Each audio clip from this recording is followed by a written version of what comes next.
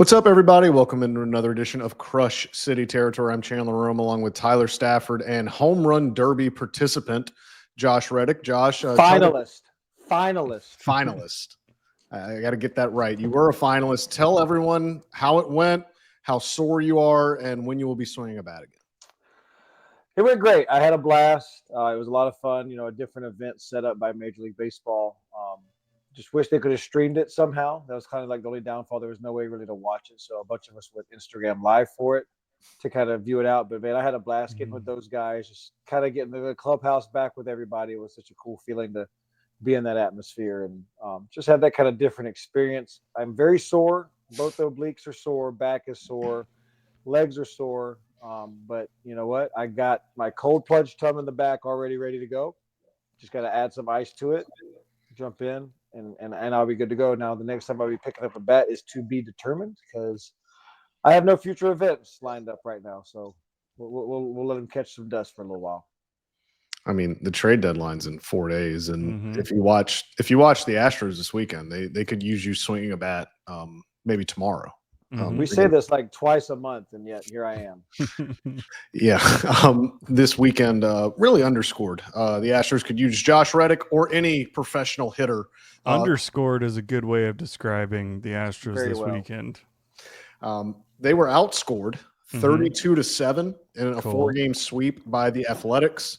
The Astros scored 7 runs in 4 games. Nick Kurtz drove in 8 runs by himself on Friday in a game that we will talk about later because Nick Kurtz deserves to be discussed here. But we're going to do that later because I know you guys don't want to hear that. The Astros did not lead for 1 inning this weekend at Dyken Park. So they have gone 36 innings without playing from ahead. They have allowed their opponent to score first 18 consecutive times. They have not scored first since Isaac Paredes hit the first pitch of the Dodgers series for a home run. The Astros have not scored first in a game.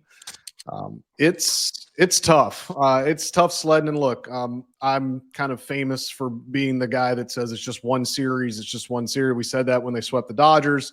We said that when they swept the Phillies, and I'm going to say it now. It's one series. Like I don't think there should be some gross overreaction to losing 4 games to the A's.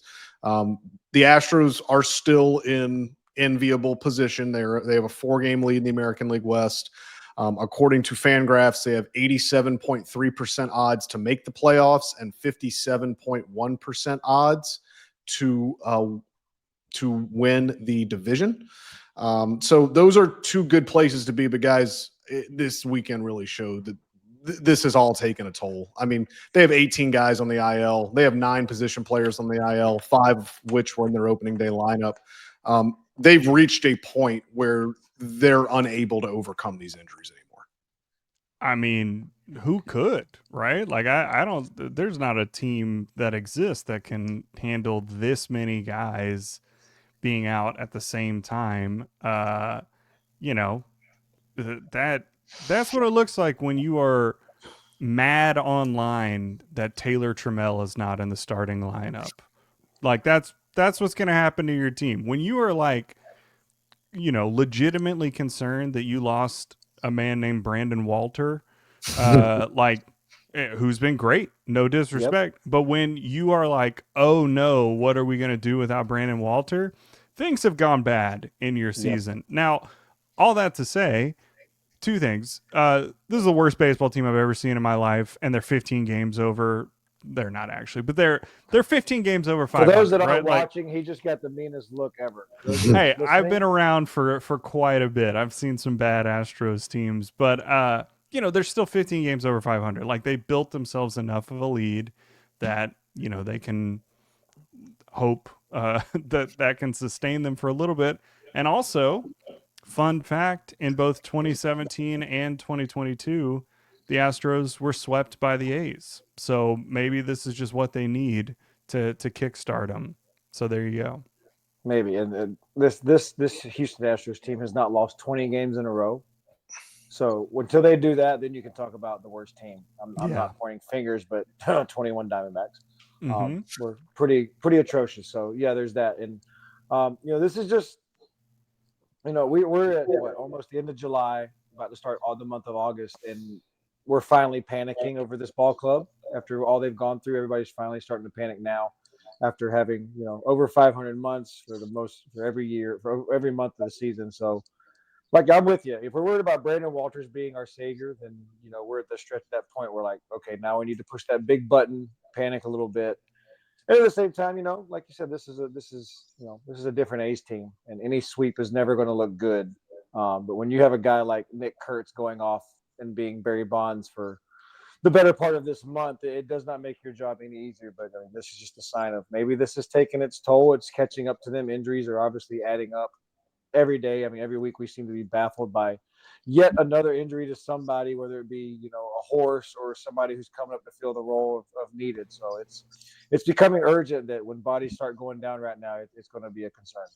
I got concerned. I thought you literally meant a horse was injured outside, and I was like, "Oh no, they can't catch a break."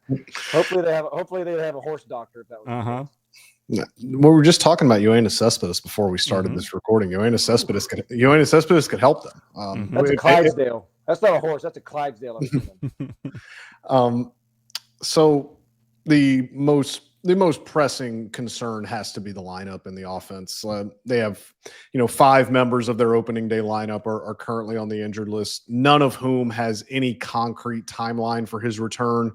The closest one to coming back is probably Jeremy Pena, who took some live batting practice this weekend in West Palm Beach. I think they're undecided right now if he's going to go on a minor league rehab assignment or if he's just going to face more live pitching in West Palm. The fact that he was still in West Palm today signals to me that he's probably not going to be activated tomorrow for the opener against the Nats. And again, this is something that they've got to nip in the bud. I mean, it's his ribs, and as a shortstop, he's going to be diving around, he's going to be sliding. When your ribs, you swing and everything. This is not something they can just rush back, and we've seen the pitfalls of when they do try to rush people back. So Pena is close, but again, no set timeline of when he's going to come. Everybody else is pretty just, no one's really doing much. Jordan Alvarez is swinging, but only at about 60%, only soft toss and tees. Jake Myers is not running yet. Brendan Rodgers is, I believe, still trying to recover from being targeted in a targeting hit up the middle. And then Isaac Paredes is the one that I think has to be of bigger concern. Dana Brown went on the Astros pregame radio show today and said that his hamstring injury is, quote, more severe than we projected it to be. And probably the worst words of all you can hear are that Paredes is getting a second opinion. To be honest with you, I have never heard of anyone getting a second opinion on a hamstring. That usually comes when it's an elbow or something with the shoulder. I usually hear pitchers are getting second opinions. I've never heard of a hamstring second opinion, but oftentimes when you're getting a second opinion, it's because you didn't like the first opinion. I think, guys, at this point, they have to proceed the next 4 days going into the deadline as if Isaac Paredes is not going to play for this team for the rest of the season, and they have to proceed in their negotiating and their trade talks accordingly. Oh man, this game plan just changed tremendously. Go ahead, Tyler. I was going to say, if the Astros medical staff is saying this is more severe than we thought initially, I mean, Jordan's been out 4.5 years at this point, and they weren't too concerned about that. So Isaac Paredes, I mean, who knows what's going to happen with that? Again, if he's getting a second opinion, I hope he still has a muscle in there. At this point, we're gonna find out it fell off through his shoe and they lost it on the field, and now he just doesn't have a hamstring. And that's probably why we're getting a second opinion. You don't hear about hamstrings getting them, but I mean, and I'm not bashing anybody. I'm not bashing that staff at all. But with the history of what's gone on this year and this season, you can't really blame him as a player and his agent that you want to get a second opinion. When I played and got hurt and something needed imaging, it was pretty common knowledge that I always got a second opinion. You just never know. It's not you don't trust the doctor. It's not you don't trust the staff. It's just a matter of getting it right and wanting to know everything. Obviously, with what we're dealing with here, we won't know for sure. And if we get told something, who's going to believe it anyway at this point? So that kind of becomes a tough handle when things have been so misleading that you can't really believe what's being told to you in public. So But this definitely makes these next couple of days a lot more of an aggressive jump at this deadline for Dana Brown and this organization. I don't imagine much sleep will be had, but there definitely has to be 1, 2, if not 3 moves even made, because like I said, we don't know what's going on. We were relying on a Christian Javier coming back before this Brandon Walters injury. So like this is just another step forward or backwards of what they need to return. And now we're looking at maybe another arm again, and that left-handed bat of Jaron Duran that I keep preaching and saying out loud and hopefully being predicted right. So that's what I'm going to keep pushing for. I don't know that they have enough to get Jaron Durant. They don't have enough. They don't have enough. You said they need 2 or 3 moves. They don't have enough to do. They don't have enough to trade for me at this point. They don't have enough to have a starting lineup every game. So I don't know who you think you're trading. Yeah, I think certainly, even if it's the best, even if all these opinions come and it's like, hey, like it's not as bad as like I guess everyone fears. Like he's out 6 weeks. Like he's still. I think in the best case scenario, he won't come back until mid to late September, if that. I mean, he's not coming back in August. I haven't seen Isaac Paredes since he strained his hamstring. Like he didn't go to Arizona, obviously, right after doing it in Seattle, and I have not seen him at Daikin Park, and I did not see him at all in 4 days. He may have been in the dugout, but every time I looked down there, he was not down there, and I couldn't spot him. But so he may be off site, getting a lot of opinions getting analyzed. So he's not coming back anytime soon. So I guess it does broach the question. Dana Brown has been so forward about, he wants a left-handed bat, because they need to balance their lineup. He has said it doesn't matter if it's an infielder or an outfielder. They'll take the best one they can get and then just adjust. At this point, when you're going to be without your third baseman for at least the next month, at least, does it shift and you look strictly at third base? You think about Eugenio Suarez, who, I reported today the Astros do have interest, and the Astros have reached out to the Diamondbacks. But again, as we've talked about numerous times, it would be a dereliction of duty for Dana Brown and his staff not to reach out to everyone that's out there. So yes, the Astros have interest in Eugenio Suarez and they've reached out, but that doesn't mean that there's traction. That doesn't mean it's going to happen. Would you guys shift your focus, if you were Dana Brown in the front office, to simply filling third base? Or are you going to look more holistically, look at all the position players out there, get the guy you like, and then tailor your roster accordingly? I mean, I think Mauricio Dubon gives you a little flexibility where, whoever you end up getting, Dubon can kind of play the other position. He'll be fine at third while, once Pena gets back, he's obviously been filling in there with Zach Short playing shortstop. And, he can do that serviceably. Like, that's a big league player that you already have on your roster. The Astros at this point just need big league bats. I don't care what side of the box they stand in. I don't care where they have to play.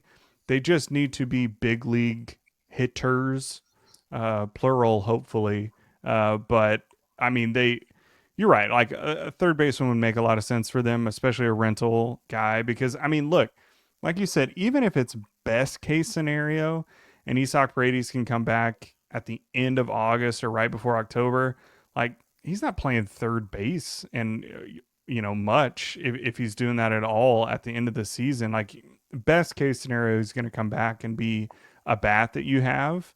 But I mean, you're right. At this point, you just have to assume that you're not going to see him until next year. And so you do need something to fill that hole.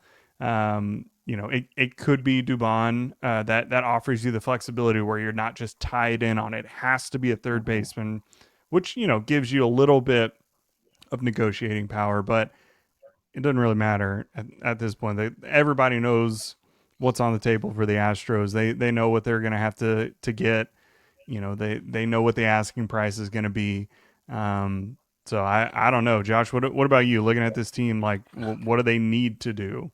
I'm with you. I think Dubon is the centerpiece of any trade they make. He becomes the hybrid player.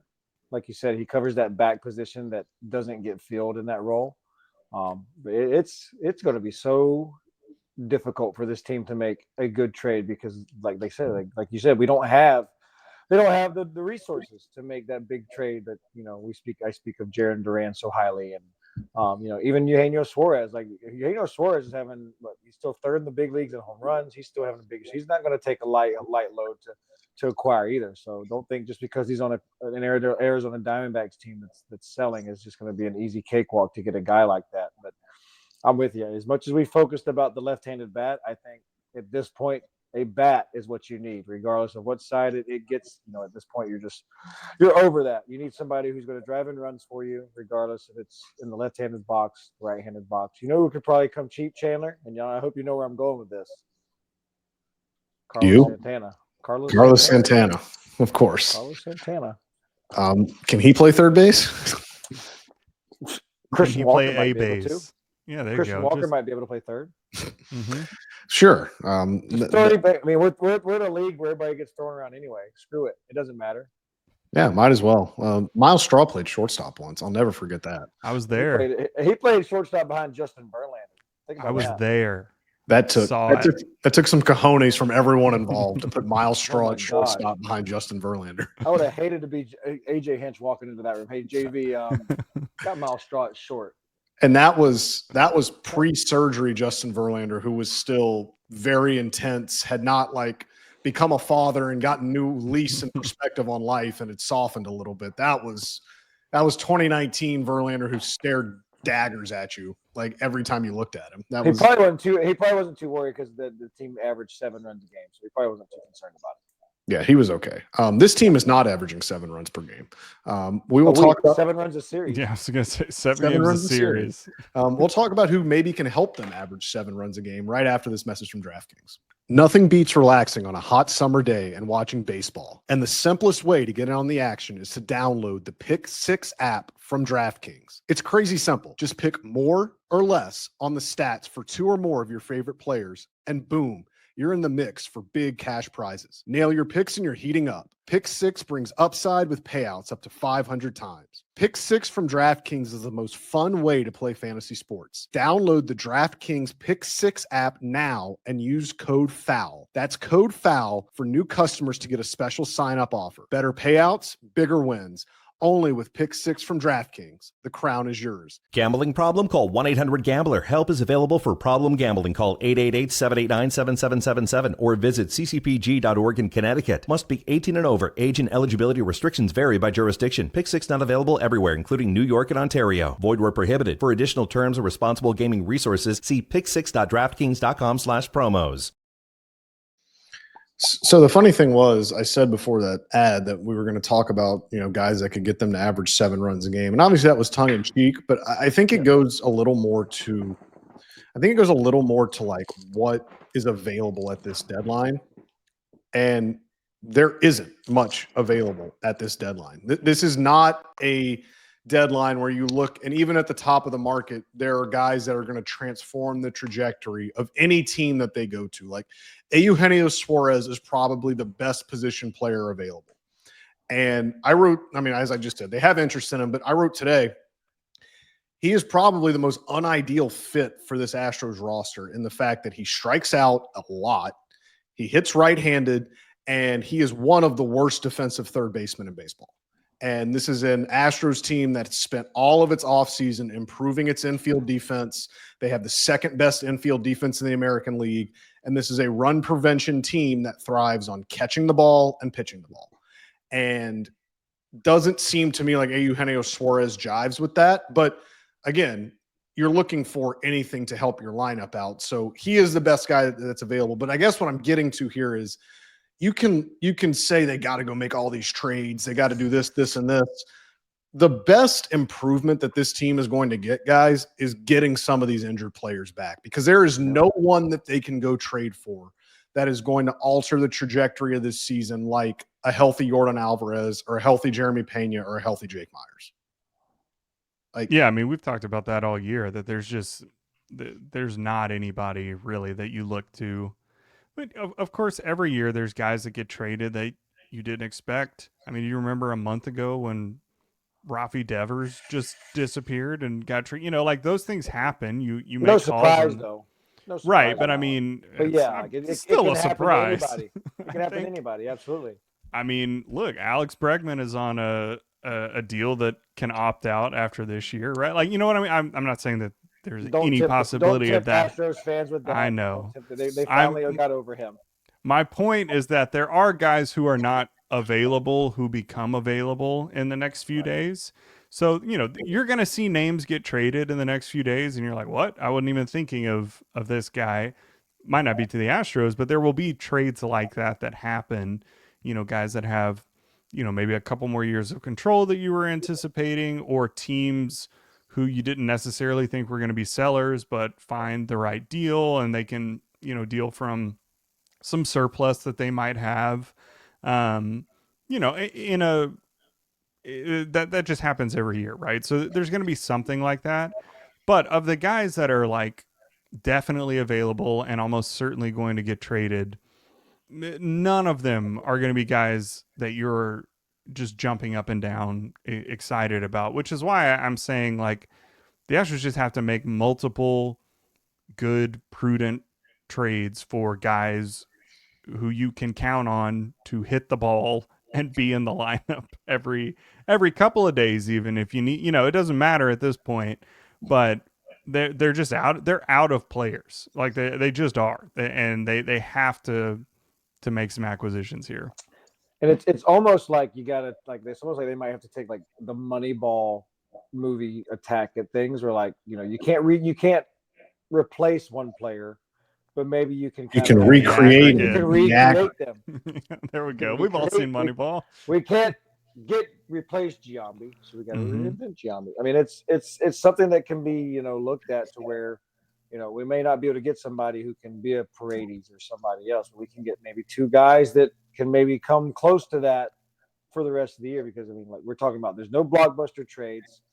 We don't have the resources to make a big trade, and you can't really make a trade for a long-term player anyway, because once you come back healthy in 2026, then you've got a whole bulky roster mashup that becomes an issue as well. So you have to make all of this, and it has to be a rental for somebody that, you know, isn't going to be there for a long time. But I mean, we're sitting here reading, you know, we said 4 days away from the deadline, and we're reading trade deadlines rumors that have no headlines. Like it's wild. I can remember going back every year and you like having just headlines pop up from whatever site I was following on Instagram or X, and it's like, you know, Cedric Mullins potentially going to so-and-so or whatever. Like there's literally no chatter of any name or big name being involved in any talk. So that makes it, I guess, I don't know if it makes it harder or easier because there's no resources there, but like who do you get? Do you just hope to like keep the ship afloat until you get a guy back? Because you don't know how long you're getting these guys. But we're talking, like what you said, Chairman, like we're talking about maybe Pena coming back in what,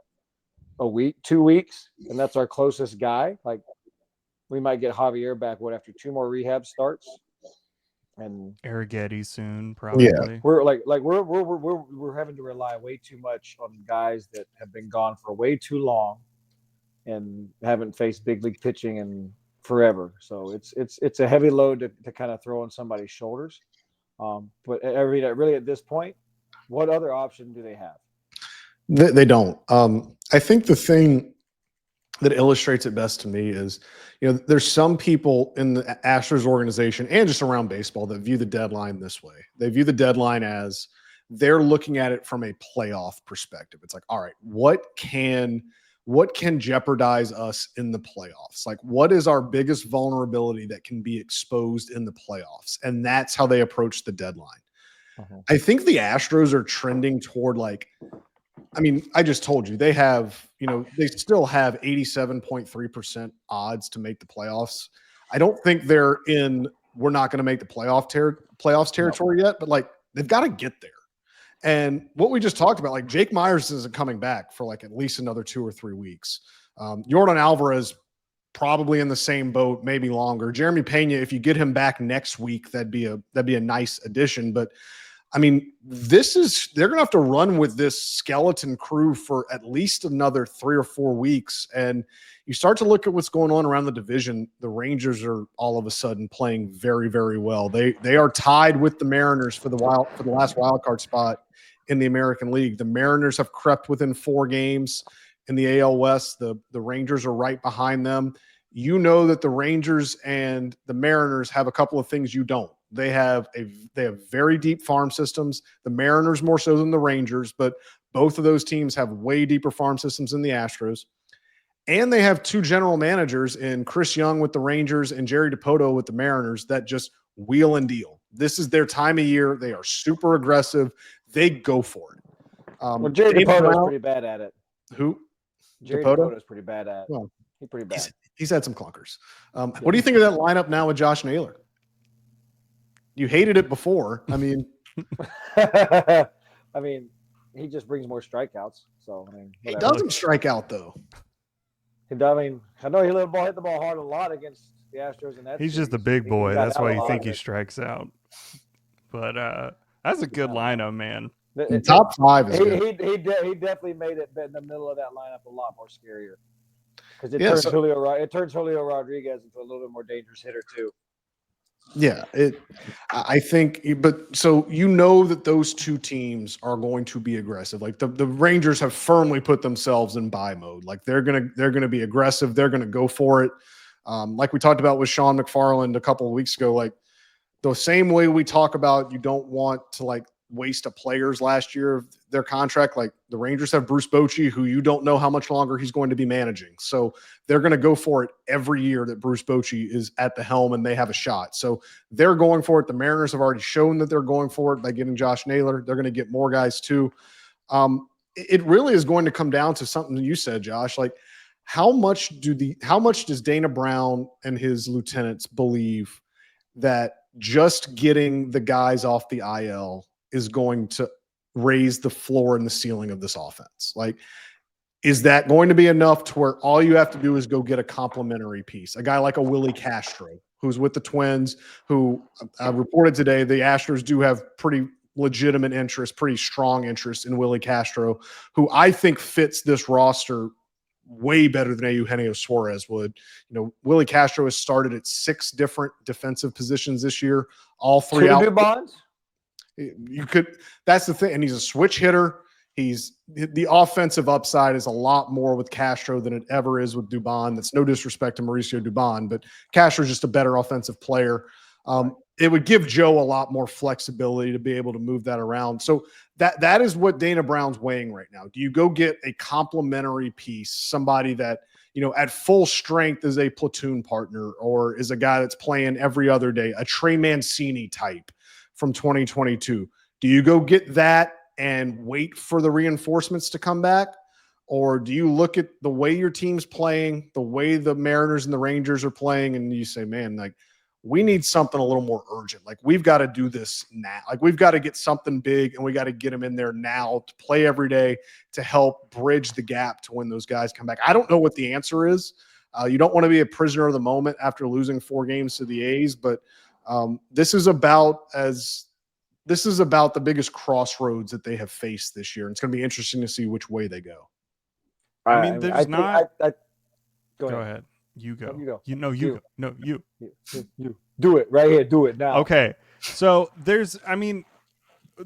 aren't players that really exist that you look at and go like, this guy, you know, like we said, they're all kind of complementary players, but at this point, that's what you need.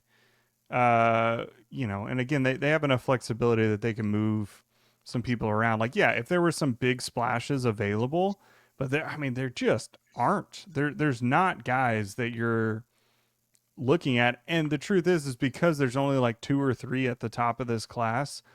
If there's a bidding war, the Astros have no shot at outbidding another team for one of the top guys this year. So they just have to get a handful of guys that can kind of take them through the next few weeks, be there, that you're not having to give up, you know, crazy prospect capital. But I mean, yeah, it's going to be complimentary guys because that's really all that exists. I like the Willie Castro acquirement. I think he gives a huge safety net. I mean, did I say something wrong? Why are you smirking? Acquisition. Acquirement. I like Acquirement's hilarious. Acquisition. Hey, it's been a long weekend, all right? I like acquirement. Whatever. whatever. Trade for his ass, whatever. Junior college education.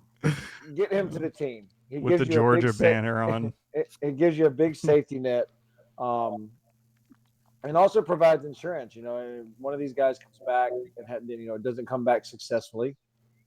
He's still there to jump around for you when you need it. And even if you need both of those guys in the lineup, like you can move around so many different pieces with the way they're working with when their guys are back. But I think he's a perfect option to bridge that gap, because I mean you got to get there. Like you can't just sit back and rely on, well, what if? Like if you're going to go for it, you need to find a way to get there. And if he's a step forward in the right direction, then there's no way you can't make a trade like that. If it's not him, then you make it. There's got to be something. There's got to be something to give you that step towards the next step. I got an idea, Josh. You'll appreciate this. So get your face ready. I think the Astros should just parade these players come back healthy. Am I right? I appreciate you taking all the pressure off my acquirement. I hate you. God. I don't even know where to go from there. That's where we're at. That's where we're at right now. Yeah. There are some pitching things that they could do. I mean, they need a right-handed leverage reliever in the worst way.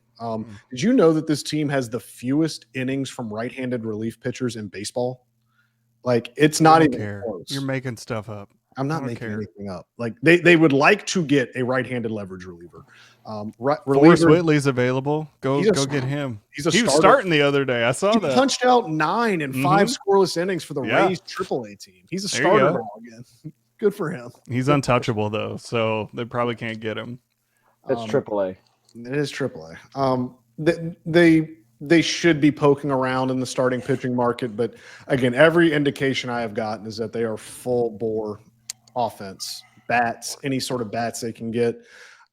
Be interesting because the Rays have fallen off the last week or so. They have not had a good post All-Star break. Whether they listen to offers on Brandon Laauo, the left-handed hitting second baseman who would fit in. That he is the dream. He is the perfect ideal fit of you drop him in. He plays every day second base, hits left-handed. Not all of your problems are solved, but he helps. But it would be interesting because he is currently on the injured list. He's got left foot and ankle injuries. I think he's got plantar fasciitis. What do you think the public perception would be of a team with 18 players on the injured list making a trade for a guy that's on the injured list? He'd fit right in. He's already part of the Astros culture. Hey, sounds just about right. Sounds about right. Let the ship sink at that point. I mean, when's the last time a player got traded on the disabled list? Is it Rich Hill in 2016? I mean, the Astros acquired Roberto. I mean, it wasn't the IL, but they acquired Roberto Osuna when he was on the restricted list for that's different. A domestic violence charge. We won't talk about that one. No, we did enough of that a couple podcast episodes. Yes, you did. Brandon Laauo, just in case he was an All-Star this year. He has a 121 OPS plus and an 800 OPS. Doesn't strike out, puts the ball in play. Is a rental. He's a free agent next year. If the Rays listen, because I said a couple of days ago, every indication I had gotten was that the Rays are not trading Brandon Laauo because they believe that they were in contention. They have since gone on to lose a good bit, and the Rays are always zigging when everyone else zags. So if they can see that there's a market inefficiency or there's a lack of position players out in the market and there's enough demand, they make Cameron Yandy Diaz available. They would get some good stuff back. So Brandon Laauo would not be that's the ideal. I mean, he is the archetype of what they need, like that profile. Left-handed hitter, plays the infield, puts the ball in play, has played meaningful games and played for good teams. So if they listen, that Brandon Laauo would be ideal for them. The Rays are trading those guys. They're 10 games back. What are they worried about? Not being able to sell out Steinbrenner Field? Like they're trading guys who are free agents after this season. I don't know, man. They don't know what they're. Who knows? They don't even know what they're thinking. That organization is so quirky and different. They don't know. Effectively Wild co-host Jeff Sullivan is in there somewhere, and he'll make some trades. For all we know, they could trade their future Junior Caminero in 2 days. They're not There you doing go. that. For 4 guys that throw $1 billion. We're going to spend the last 5 minutes of this talking about Nick Kurtz because Nick Mhm. Kurtz deserves to be talked about. I'm not huge into hyperbole. That was one of the most incredible things I've ever seen on Friday. There have been 24 perfect games in Major League Baseball history. Nick Kurtz had the 20th 4-homer game. He literally did something that is rarer than a perfect game, and he was about 4 feet away from having a 5-home run game because that double he hit off of Ryan Gusto was about 4 feet from hitting over the yellow line. This kid was in college last year, just like Cam Smith. Don't you dare. Sewed up Rookie of the Year honors this weekend just with that performance alone. Josh, put into perspective how hard that is for anyone to do, much less a 22-year-old kid playing in his 66th big league game. First off, I just want to say, if you weren't paying attention to the game and the sign that Kurtz hit in that last one, does anybody know what sign it was? It says 1.5, right? 1.5 meters away from having a 5-homer game. Am I right? Hey, there Heyo. he is. But He almost yeah, I got the mean, Brad Osmus special from the 18 inning game where he just hit it off the wall and they called it a home run. Yeah. I mean, that's every person they say they dream about having something like that, and to be even like in the area of being able to do it, like, getting the 3-homer games is like a rare commodity. And, even like multi-homer games are so special, but to have not only just 4 home runs, the guy had 6 hits? He had 6 hits, right? Or 6 5, hits. He's 6 runs, 8 RBIs, like 8, tied Sean Green's bases in a game, drove in 1 more run than he did. Yes. Like, because you talk about Sean Green's game, like you see it all the time on the MLB Network, like greatest individual performances in baseball history. Like, this 22-year-old kid just had possibly the best offensive day in the history of baseball. Like, think about it. Like, the way as much as this game's been around, he had the best individual batting performance ever. He scored 6 times in 6 plate appearances.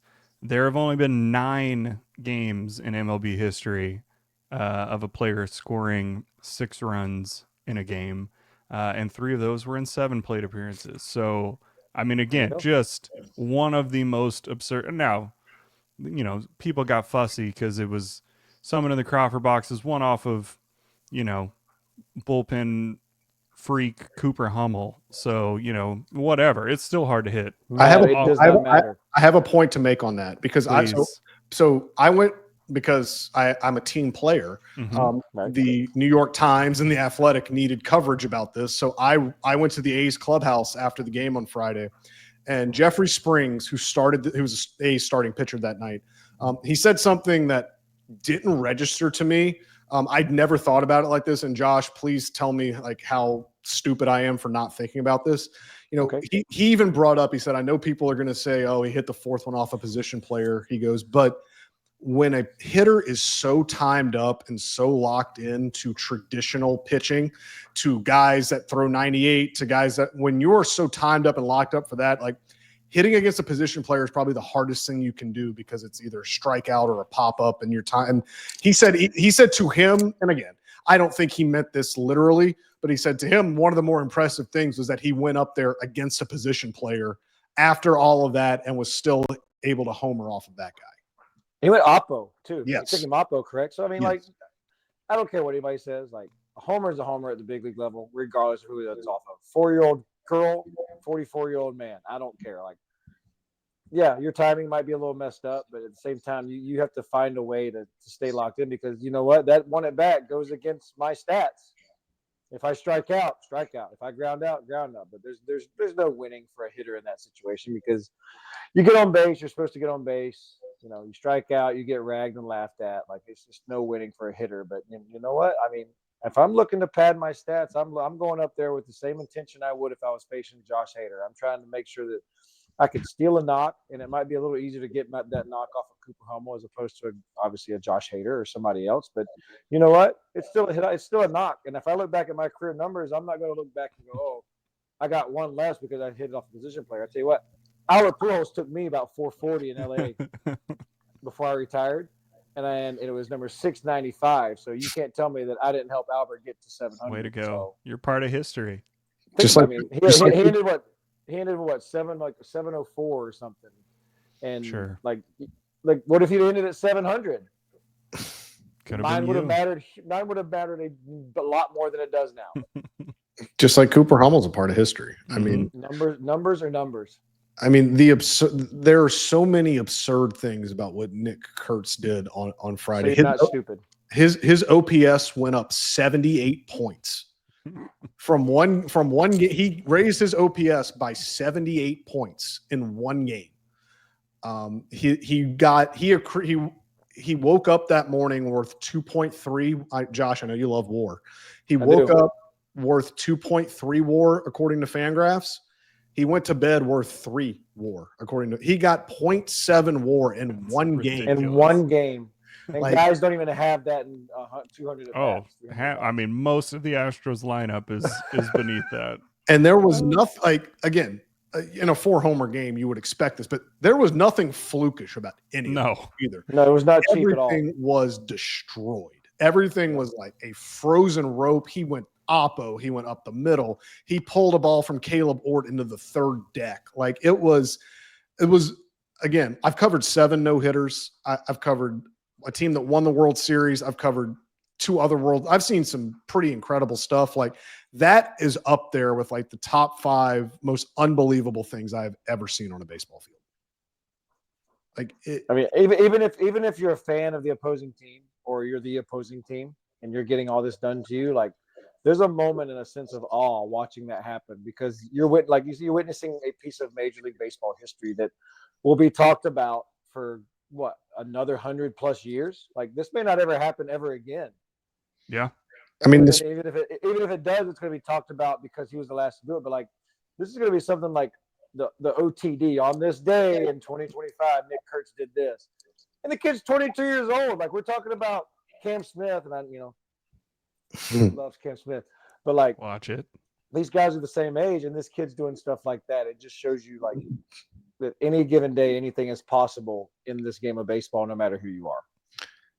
Yeah, and it's not as if like Nick Kurtz came out of nowhere either. I mean, he's the 4th overall pick in the draft last year, the Cam Smith draft. Cam went 16th overall in that draft, but Nick Kurtz was the 4th overall pick, was an absolute stud at Wake Forest when he played at Wake Forest. I mean, he came into the game with a 982 OPS and like very, very in the conversation for American League Rookie of the Year. Like this is not a guy that just got on an unreal heater one night and they just couldn't get him out. This is a kid that's going to be a problem for like until the A's trade him somewhere else, maybe in the next 2 or 3 years, or if they let him finish his entire, team control the next 6 years. Who knows? Vegas will love him. Vegas will love him any other way. Mm-hmm. If they get there. I don't know. They'll get there. I don't know if he will get there. I don't know if he'll get there with them, but that it was, again, I know Astros fans don't want to remember anything about this weekend. They are all looking forward to what is going to happen in the next 4 days. But if you were in the ballpark on Friday, I hope you appreciate what you saw, because the sport's been around almost 130, 140 years, and this has happened 20 times. Like 20 times there's been a 4-homer game. Like you were in the presence of something that just never happens. And so if you were there, I'm happy for you. I'll never forget it. I hope you never forget it either. As much as Astros fans would like to forget these 4 games against the A's, you will be able to forget them because they play the Nationals coming up. I would say it's okay and it's a soft landing spot because the Nationals are terrible, but the A's are also terrible, and that didn't matter at all. They will face Mackenzie Gore on Wednesday, provided he is still with the Nationals. I don't think they're going to trade him, but who knows? Mackenzie Gore is very, very good, like Cy Young caliber stuff. Probably not going to win the award, but certainly going to be in contention. Astros have Framber Valdez going on Monday. If you want anyone on the mound to try to stop a streak, it's Framber. So they can take solace in that. Who knows how the team will look the next time we talk to you guys, but when and if the Astros make trades, we will be back to discuss everything that goes on. In the meantime, you can follow Josh on X at JRedDubDeuce. You can follow Tyler at Tyler C. Stafford. You can follow me at Chandler_Rome. As always, please rate and review us on Apple and Spotify. You can like and subscribe to the YouTube channel so you can get notified every time we post a new video. We will be back within the next 3 days to talk about whomever the Astros acquire to help them hit, and talk about the stretch run and the finish to what is going to be a very intriguing final 2 months of the season. So thank you guys, as always, for listening, and we will talk to you soon. Bye. See ya.